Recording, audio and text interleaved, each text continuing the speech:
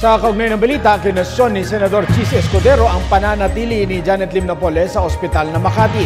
Ayon sa Senador, hindi dahilan ang hindi nabayarang hospital bill sa paglabas ni Napoles sa ospital. Narito ang ulat ni Sam Ramirez.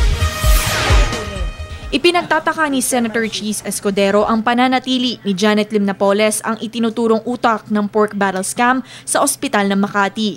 Ito'y sa kabila ng clearance na inisyu ng kanyang attending doctors sa OSMAC at sa St. Luke's Medical City at sa utos na rin ng Makati Regional Trial Court na ibalik si Napoles sa kanyang detention facility sa Fort Santo Domingo sa Santa Rosa, Laguna matapos ang kanyang Ayon sa kampo ni Napoles, hindi raw kasi niya mabayaran ang kanyang hospital bill na nagkakahalaga na mahigit 97,000 pesos. Ang mas issue dito, yung kautusan ng korte na ibalik siya sa Santa Rosa.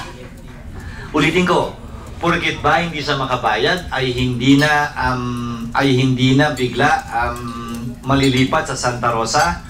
Yung ibang ospital nga, ayaw tumanggap pag walang deposito. Ito, tinanggap nila ng walang deposito, ayaw naman nilang pakawalan. Bakit din tila hindi kumikilos ang mga pulis at ang prosecution panel ng Department of Justice upang questionin ang pananatili ni Napoles sa ospital?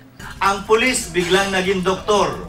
Sabi ng pulis, ayaw pa daw silang payagan ng doktor dahil hindi pa raw bayad.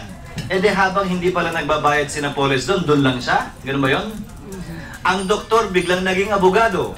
Sabi ng doktor, may motion for reconsideration pa raw si Napoles sa korte, kaya hindi daw muna nila papakawalan.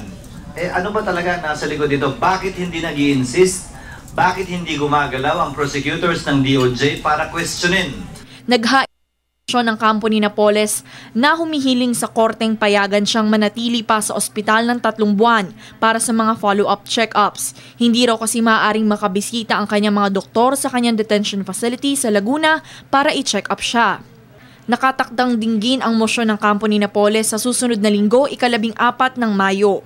Mahigit 1 buwan na simula nang ma-confine si Napoles sa ospital ng Makati dahil sa iniindang grabing pananakit ng puson.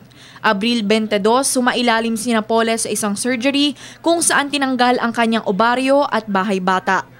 Para sa Telebisyon ng Bayan, Sam Ramirez.